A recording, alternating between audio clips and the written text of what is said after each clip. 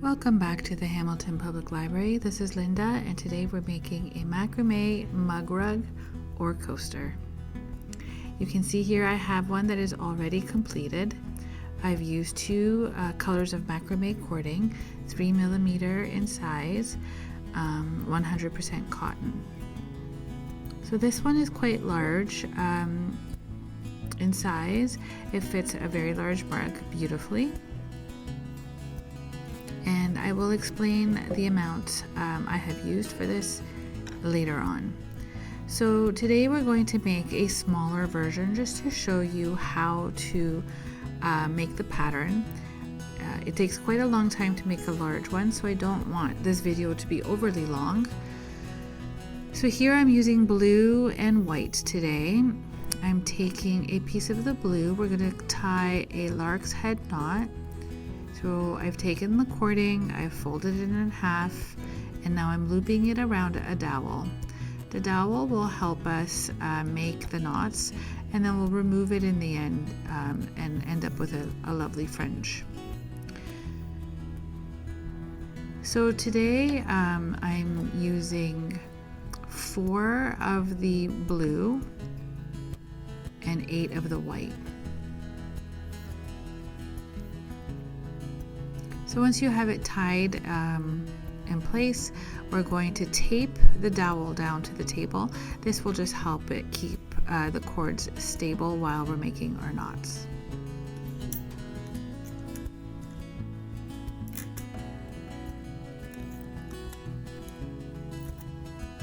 So for the green and white one, I used a total of 14 cords that were 4 feet in length. And I folded them in half and tied them to the dowel. So there are 4 of the green and 10 of the white. So we're going to start by making a square knot.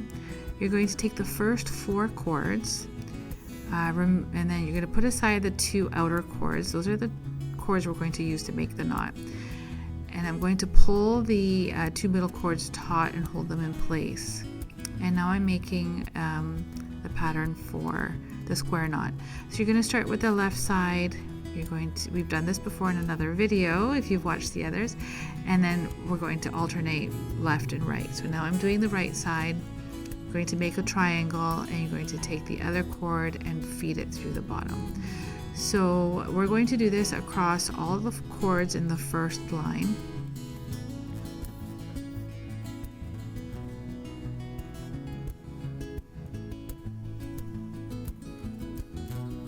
Okay, so now I'm going to take the next 4 cords and I'm going to do the same thing. I'm going to remove the 2 outer cords. I'm going to keep the 2 middle ones taut, and then I'm going to make a triangle with the left cord, bring the right cord over and under all the other cords and through that triangle you've just made. And then you're going to pull it tight. Next, you're going to start with the opposite side. So you're going to make the triangle again, bring the other cord over and then under all the cords and pull the 2 sides tight, and there you've made your square knot. So you're going to keep going with this across the whole line with all the cords. You need a total of 4 cords to make each knot, so you have to make sure you have the right amount of cords. So you can make this as long and as wide as you want, depending on how long you want to make it. The general rule is that you need 8 times the amount of cording for the size that you would like, and then for the width you can make it as wide as you'd like.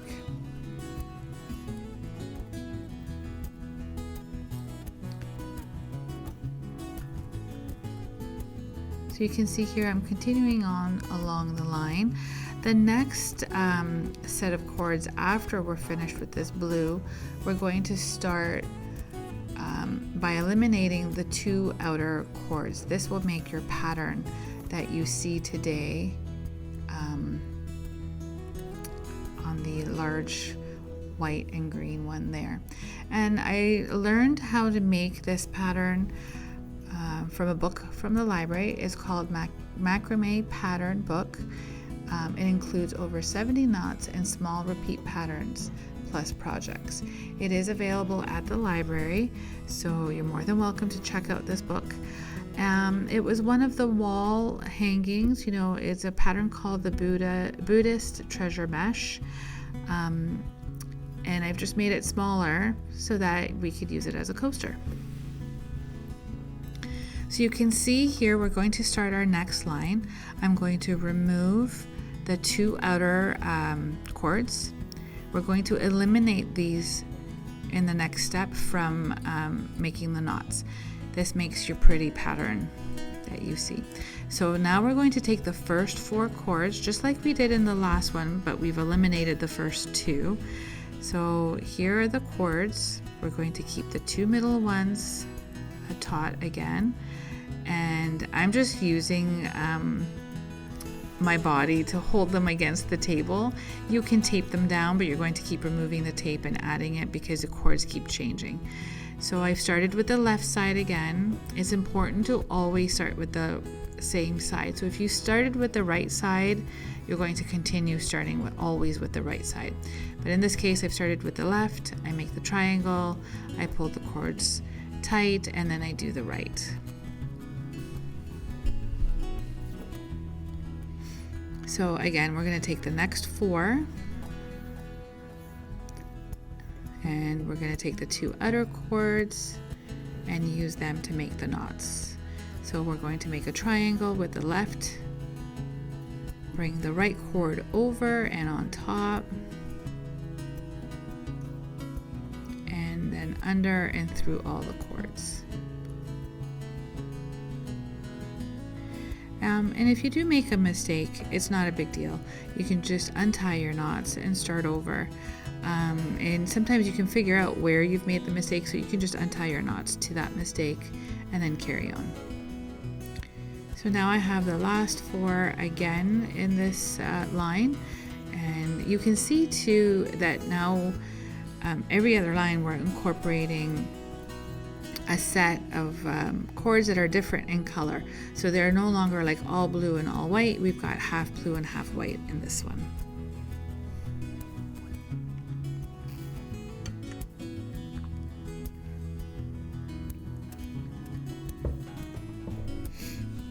Okay, so now we're going to put all the cords back again, and we're going to start with the first 4 blue ones again.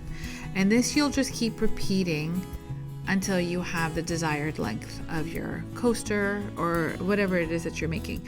So we're going to start with the first 4 blue ones again, and we're going to continue with the same knot.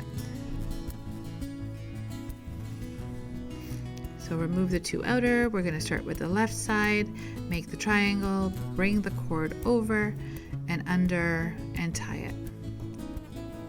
And it's important to tie your knots snugly. You don't want them too loose, but you also don't want them too tight. When they're too tight, they start twisting your pattern. When they're too loose, they don't hold the pattern well.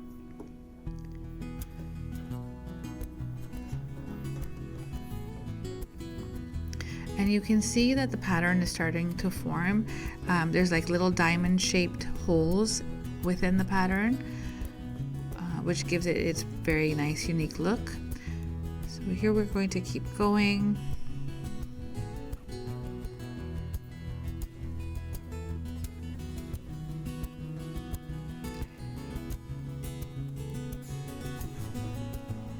Okay, so we're going to do these last 2, and then you'll see in the next line again I'm going to remove the 2 cords on either side again.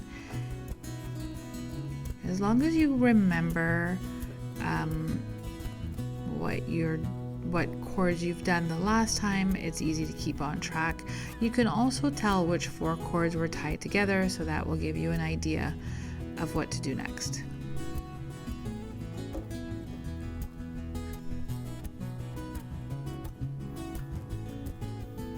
Okay, so here are the last 4 blue again.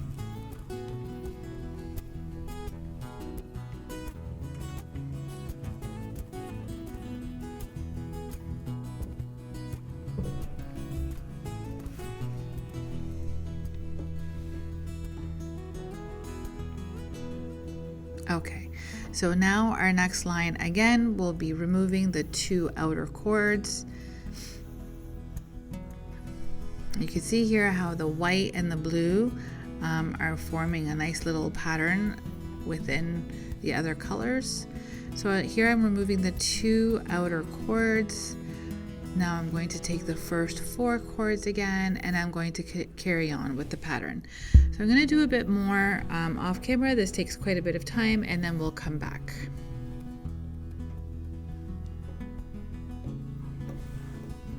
So you can see here I've done a few more rows in the pattern, and I've left the last 4 here.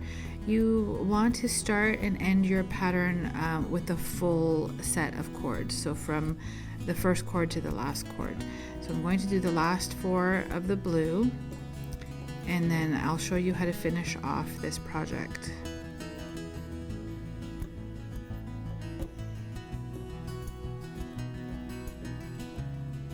Okay, so we're going to tie the cords nice and snug at the very end so that they don't come loose. Remember to do that. And you can see here the pattern is starting to flow with each line. So what we're going to do now is make the fringe. I'm going to remove the dowel, and we're going to straighten out the cords at the end. And then you're going to use a pair of scissors to cut all the loops. I'm just straightening, making sure that the cords are nice and tight. So here we're going to cut all the loops. And once we're done that, we're going to take each cord at the end there, and we're going to unravel it. Each cord is twisted with 3 thin pieces of cording. So we're going to unravel the cords.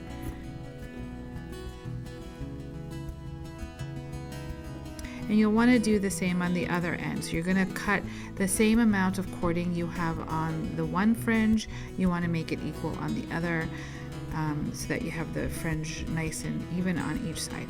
So you can see here I'm taking each one and I'm basically twisting it in the opposite direction to get them to be 3 individual cords.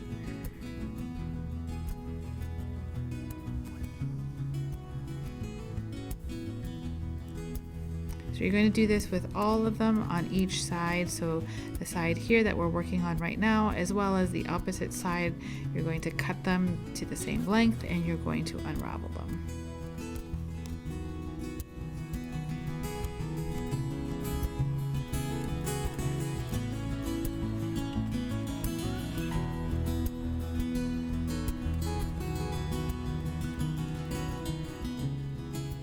Okay, so you can see now that I have unraveled all the cords.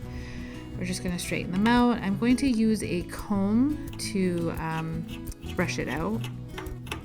This just makes it more fluffy and you won't see all the separation of the cords. So I'm going to comb out both sides of this and then we'll trim it.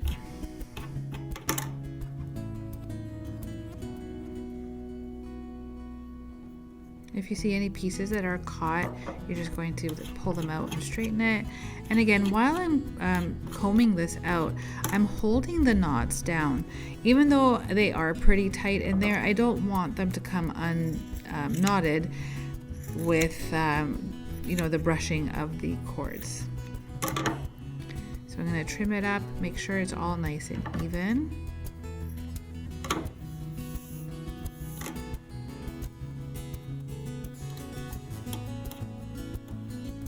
And again, remember, this is just a small sample of the large one because it does take quite a bit of time to complete the large one. So you can see how it turned out real pretty with the 2 colors. And I'll show you again this one. You can see the pattern on the larger one. I hope you've enjoyed this video and I hope that you'll catch my other ones.